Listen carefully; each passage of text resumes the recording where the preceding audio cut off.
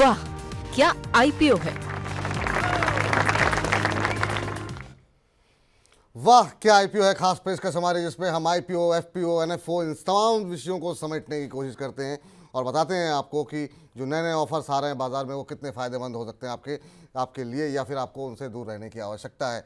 Vodafone idea का जो है आज आखिरी दिन है, उस पर भी हम आज डिटेल में बातचीत करेंगे। लेकिन कल से एक एसएमई आईपीओ खुल रहा है, उसके बारे में ज़रा पहले बात कर लेते हैं, जिससे कि हमारे साथ उसकी मैनेजमेंट भी जुड़ी हुई है, उनसे भी हम डिटेल में बातचीत करेंगे। लेकिन सबसे पहले शौर्य को रूबरू करा देते हैं, जो कि हर रोज़ हमारे साथ जुड़ते हैं और तमाम आईपीओ के बारे में जानकारी देते हैं। और हमारे साथ एमफोर्स ऑटो टेक लिमिटेड, जो कि कल से आईपीओ खुल रहा है, उसके एमडी भी जुड़ चुके हैं, अशोक मेहता जी। सबसे पहले तो अशोक जी, बहुत बहुत स्वागत है मनी9 के इस मंच पर आपका, और हमारी तरफ से बहुत बहुत शुभकामनाएं आपको कि आज से कल से आपका आईपीओ खुल रहा है sir. Thank you so much ji, बहुत बहुत शुक्रिया विपुल जी और doctor Ravi and Shaurya ji. Thank you sir. तो आपसे सर सवाल जवाब शुरू करें उससे पहले जरा हम शौर्य से ये समझ लेते हैं कि आखिर में कंपनी किस क्षेत्र में काम कर रही है और उसके बारे में जरा बता दें। कितनी रकम जुटाने की योजना है, शौर्य बताइए जरा, और ये भी बताइए कि ये एसएमई क्षेत्र का आईपीओ है। जी चलिए, कंपनी का नाम है एमफोर्स ऑटोटेक के एसएमई क्षेत्र का आईपीओ है। आईपीओ कल से खुलेगा 23 से और 25 अप्रैल तक खुला रहेगा। इसका प्राइस बैंड है 93 से लेकर 98 रुपीज़ पर शेयर का। आईपीओ से 53.9 करोड़ जुटाने की योजना है और फ्रेश इशू से कंपनी को पूरे इतने ही मिलेंगे और ग्रे मार्केट में भी अच्छा खासा प्रीमियम नज़र आ रहा है। सबसे इंपॉर्टेंट बात यह है कि ये कंपनी है ड्राइव ट्रेन ऑटोमेशन के, जो ऑटोमेशन पार्ट्स बनाते हैं गाड़ियों के लिए, उसमें कंपनी काम करती है। और आईपीओ से जो पैसा जुटाया जाएगा वो मेनली वर्किंग कैपिटल के लिए यूज़ होगा। ठीक है, अब इसको थोड़ा और डिटेल में समझ लेते हैं। हमारे साथ अशोक जी जो मौजूद हैं। अशोक सर, पहले तो बहुत बहुत शुभकामनाएं आपको, और उसके साथ ही साथ ये भी जानना चाहेंगे कि ज़रा थोड़ा सा कंपनी के बारे में बताएं, क्योंकि इस क्षेत्र के अंदर कंपटीशन बहुत ज़्यादा है और ऑटो एंसिलरीज के क्षेत्र में बहुत सारी कंपनियां काम कर रही हैं। आपका स्पेशलाइजेशन किस में है सर, और इस रकम का इस्तेमाल कैसे करने जा रहे हैं आप? सर ऐसा है कि एमफोर्स समहाउ एक ऐसी कंपनी है जो मार्केट में ज़ीरो कंपटीशन है, मैं कहूँगा इंडिया में मेरे लिए। और जो प्रोडक्ट हम बनाते हैं वो एक ड्राइव ट्रेन प्रोडक्ट्स हैं, जो आप देखेंगे अमेरिका में जैसे ऑफ रोड रेसिंग है या ड्रैग रेसिंग है या 4 व्हील ड्राइव व्हीकल्स जो हैं, उनके लिए पार्ट्स की हमारी एक बहुत बड़ी स्पेशलाइजेशन है जो हम बनाते हैं। और ये हम पिछले बहुत सालों से लगातार ये बना रहे हैं। और ये जैसे एमफोर्स है, ये 12 साल से मिल में बना रहे हैं।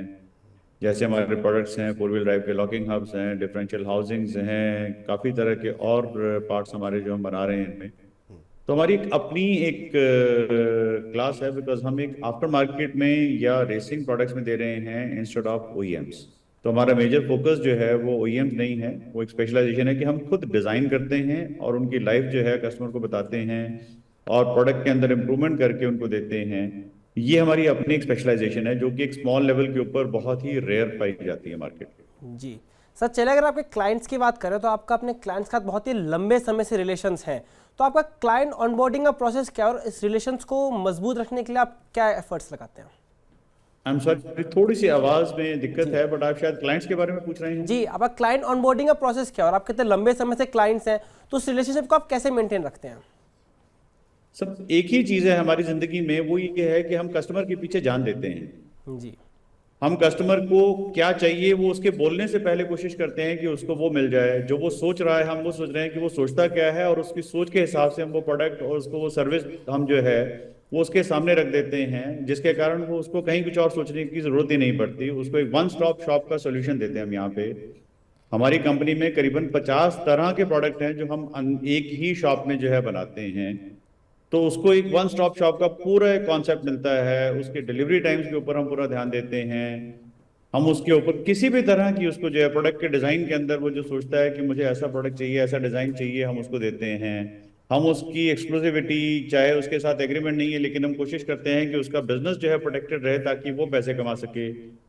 हमारा एक ही मोटो है कि कस्टमर पैसे कमाएगा तो हम अपने आप कमा लेंगे। जी सर माफ कीजिएगा, अभी जो आपकी रकम आपकी जुटाने की योजना है, आपने कहा वर्किंग कैपिटल के लिए आप इसे जुटाने जा रहे हैं।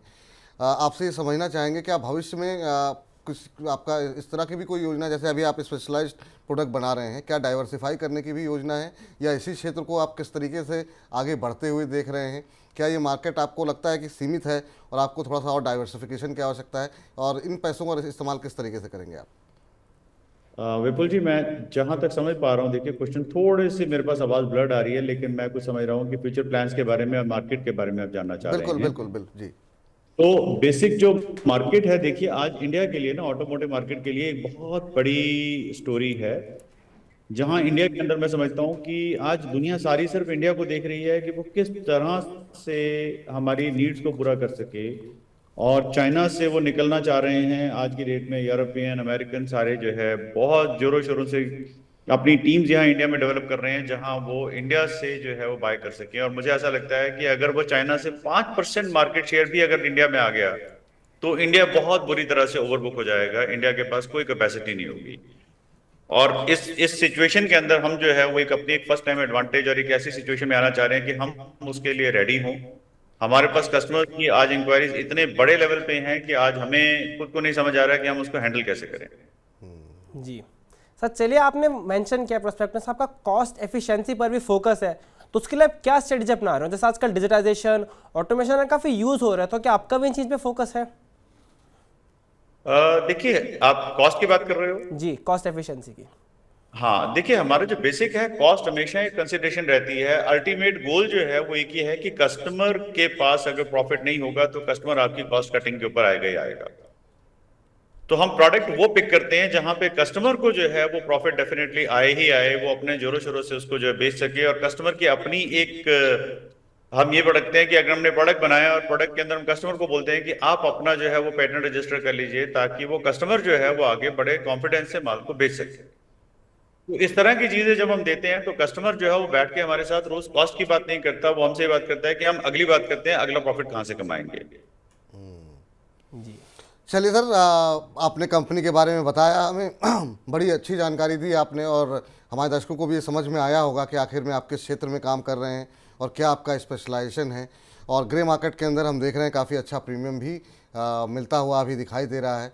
तो आपके आईपीओ को अच्छी सफलता मिले, और जब आपकी लिस्टिंग हो उस दिन भी आपका समय चाहेंगे ताकि आप और विस्तार से, क्योंकि अभी आप भी सीमाओं में बंधे होंगे, बहुत सारी बातें आप नहीं कर सकते हैं क्योंकि DRHP का जो समय चल रहा है, तो उस समय भी हम आपसे डिटेल में बात करेंगे। बहुत बहुत शुभकामनाएं, बहुत बहुत धन्यवाद अपना महत्वपूर्ण समय देने के लिए और विस्तारपूर्वक बातचीत करने के लिए। बहुत बहुत शुक्रिया विपुल जी और सौरभ जी एंड रवि जी, शौर्य जी सॉरी। बाकी आप बिल्कुल सही कह रहे हो कि बहुत सारी बाधाएं हैं, पर जैसे ठीक होंगी आगे मिलेंगे और बहुत खुल के बात करेंगे। और उम्मीद ये भी कर रहे हैं कि हम आपके जो निवेशक होंगे, जो लोग हमारे कार्यक्रम को देख रहे हैं, उनके भी अच्छे पैसे बने, आपके क्लाइंट्स के भी अच्छे पैसे बने, और आप भी ग्रो करते रहें, तो सभी का भला हो। बहुत बहुत शुक्रिया सर, बहुत बहुत धन्यवाद। Thank you sir. हमारे इन्वेस्टर भी हमारे कस्टमर ही हैं, तो उनका भी फायदा होगा तभी हमारा होगा। बिल्कुल बिल्कुल सही बात है। और इस बीच थैंक यू सर। और इस बीच हमारे साथ डॉक्टर रवि सिंह जी लगातार बने हुए हैं, उनसे समझने की कोशिश करते हैं कि कंपनी को वो कैसे जज कर रहे हैं। रवि जी, अभी हमने मैनेजमेंट से बातचीत की, आपने सुनी, कंपनी एक यूनिक क्षेत्र में कामकाज कर रही है, आप कैसे देख रहे हैं इस आईपीओ को? और अभी तो ग्रे मार्केट में ठीक प्रीमियम दिखाई दे रहा है। देखिए विपुल जी, मैं इसको एक कड़ी से जोड़ना चाहूँगा। आपने एम फोर्स की बात की, एसएमई का आईपीओ है, और अच्छी बात यह है कि इस समय ऑटो एक्सिलरी और ऑटो इंडस्ट्री की ग्रोथ आपने ज़बरदस्त देखी है, और अब उस फंडामेंटल पे एक और कंपनी यहाँ पर ऐड हो रही है, तो लोगों के लिए इन्वेस्टमेंट की एक और जगह बन रही है। अब दूसरी तरफ इसके फंडामेंटल की चर्चा करते हैं। देखिए 98.5% के आसपास जो कंपनी अपना जो एक्सपोर्ट जो है वो पूरा का पूरा करती है, और विदेशों में भी इसका बड़ा अच्छा जो है वो स्ट्रांग हैंड है, और इसी पे बैलेंस शीट यहाँ पर इनकी स्ट्रांग यहाँ पर खड़ी हुई है। तो मुझे ऐसा लगता है कि आपके पास मौका है, और चूँकि मैनेजमेंट को आपने सुना, जितना कॉन्फिडेंस अशोक जी के साथ में उनकी 2 जनरेशन इस पूरे प्रोग्राम में, इस पूरे जो है उस पर लगी हुई है, तो मुझे ऐसा लगता है कि मैनेजमेंट बहुत अच्छा है, कॉन्फिडेंस अच्छा है, तो आपको इस आईपीओ को ज़रूर सब्सक्राइब करना चाहिए, और उसका इम्पैक्ट आपके प्रॉफिटेबिलिटी में दिखाई देगा। तो एक बार को एप्लीकेशन जरूर डालनी चाहिए। चलिए, तो इन्फोर्स ऑटोटेक पे रवि जी की राय निकल करके आती हुई कि यूनिक क्षेत्र की कंपनी है और ऑटो इंडस्ट्री के अंदर एक और कंपनी आ रही है, ये तमाम वो फंडामेंटल कारण हैं, और जिस तरीके से कंपनी का एक्सपोर्ट जो है वो बढ़ता हुआ दिखाई दे रहा है, तो आप निवेश कर सकते हैं। तो ये फिलहाल असमी क्षेत्र के आईपीओ की बात हुई। अब आगे बढ़ते हैं और ज़रा बात कर लेते हैं मेन बोर्ड आईपीओ की, आईपीओ के एफपीओ की, जिस पर काफ़ी ज़्यादा लोगों की निगाहें लगी हुई हैं, और वो है वोडाफोन आइडिया। आज आखिरी दिन है, पैसे लगाने चाहिए नहीं लगाने चाहिए, तमाम दुविधाएं आशंकाएं लोगों के मन में लगी हुई हैं। क्या कुछ सब्सक्रिप्शन के आंकड़े कह रहे हैं, क्या कुछ कंपनी के फंडामेंटल्स कह रहे हैं, जरा एक बार फटाफट रिविजिट कर लेते हैं शौर्य के साथ। शौर्य जी, अगर सब्सक्रिप्शन की बात करें तो एकदम बहुत तेज़ी से बढ़ते हुए नजर आने हैं। लेटेस्ट आंकड़ों के हिसाब से 2.38 टाइम्स बढ़ा है, जिसमें रिटेल का सब्सक्रिप्शन खाली 60% से भी कम भरा है, लेकिन QIB का कोटा 5 टाइम्स ज़्यादा बढ़ चुका है। अब अगर फंडामेंटल्स की बात करें तो कंपनी के फिर भी काफ़ी रिस्क नज़र आ रहे हैं। इंडस्ट्री स्ट्रक्चर देखें तो बहुत ज़्यादा पैसा लगाना पड़ता है, कॉस्ट एफिशिएंट बहुत लंबा बनना पड़ता है, इसी वजह से कुछ प्लेयर्स ही रह पाते हैं। बाबा कंसोलिडेशन देखने को नजर आता है, इंटेंस कंपटीशन है, उसके बावजूद भी जब से जियो की एंट्री हुई तो पूरा मार्केट डिस्टर्ब हो गया। अब इन सब बाधाओं के बावजूद आपको रेगुलेशंस फेस करने पड़ते हैं, कस्टमर्स को समझना पड़ता है। तो इन सब वजह से हम देखें कि जियो के आने के बाद एयरटेल तो अपने आपको सर्वाइव कर पाया था, जिससे पता चलता है एयरटेल का कितना बड़ी ब्रांड वैल्यू था जियो से पहले। लेकिन बाकी सारी कंपनियों को दिक्कत आई, उसमें वोडाफोन को भी दिक्कत आ रही है। अब वोडाफोन ऑलरेडी लैग कर रहा है काफी, तो इतना पैसा रकम करने के बाद 20,000 करोड़, साथ में चलिए 45,000 करोड़ टोटल हो गया, उसके बाद भी कितना पैसा काफी है कि इफेक्टिवली अपना आपको compete कर पाए, क्योंकि ऑलरेडी बहुत टफ कंपटीशन है। टफ कंपटीशन है, आज शेयर में दबाव है, करीब 12 रुपये 30 पैसे का भाव अब देखने को मिल रहा है। एफपीओ को लेकर के सर कई सारी बातें निकल के आ रही हैं। कुछ लोग बड़े बड़े इन्वेस्टर्स यहाँ पर आ गए हैं। स्वास्थ्य का इन्वेस्टमार्ट का कहना है न्यूट्रल है, अरिहंत कैपिटल कह रहे हैं सब्सक्राइब करें, IIFL सिक्योरिटीज़ कह रहा है ऐड करें। तो यहाँ पर भी राय थोड़ी सी बटी हुई दिखाई दे रही है। रवि जी, आपका क्या मानना है? क्योंकि एक तरफ तो ये व्यू है कि इतने समय से कंपनी कर्जे में है, 5G रूल आउट नहीं हो पाया, दूसरी तरफ हम देख रहे हैं कि GQG की तरफ से जो है वो इन्वेस्टमेंट आ रहा है, तमाम बड़े बड़े म्यूचुअल फंड पैसे लगा रहे हैं। क्या इसके पीछे थ्योरी दिखाई दे रही है? जब इतने बड़े बड़े निवेशक, विदेशी निवेशक भी पैसे लगाने को तैयार हैं, तो रिटेल निवेशक बेचारा कंफ्यूज है कि वो किस फंडामेंटल्स पे ज़्यादा भरोसा करे। देखिए, बोलने के लिए बहुत कुछ है नहीं। एक बार बैलेंस शीट को अगर देखेंगे तो समझ में आ जाएगा कि मुनीम जी के पास पैसे कितने हैं और कितने नहीं हैं।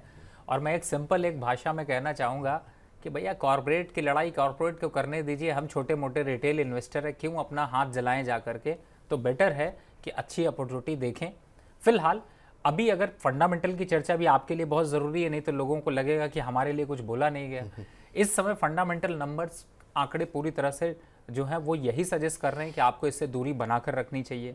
कुछ ब्रोकर यहाँ पर अपनी राय देते हुए नजर आ रहे हैं, भैया उनका ब्रोकरेज बन रहा है इसलिए राय देते हुए नजर आ रहे हैं। आपको क्या करना है? इंडिविजुअल रिटेलर क्लाइंट हैं तो मेरे हिसाब से अवॉइड रखिए, पैसा बचा कर रखिए। दूसरी जगह पे बहुत अपॉर्चुनिटीज़ हैं जिनमें कि आप लगा सकते हैं। बहुत से लोगों ने मुझसे सवाल पूछा कि मैं इधर खरीद लूँ, इधर बेच दूंगा, आगे सेटलमेंट ऐसा आ जाएगा। देखिए, इन सब चक्करों में मत पड़िए।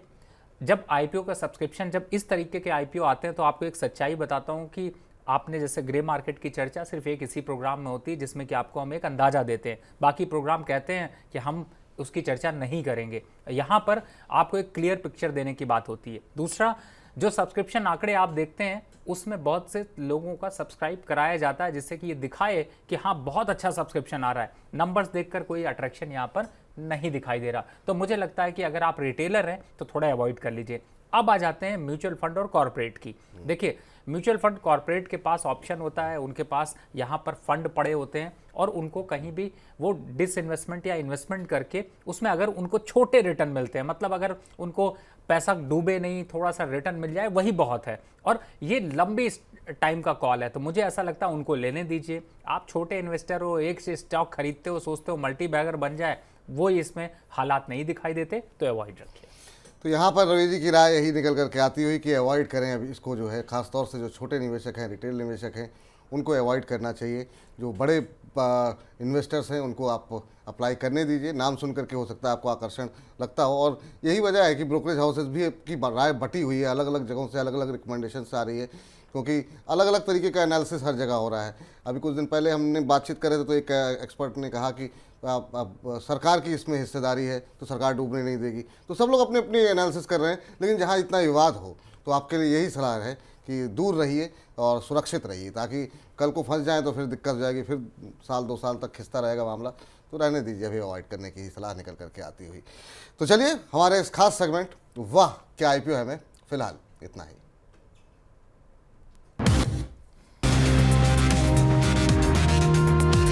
वाह, क्या आईपीओ है।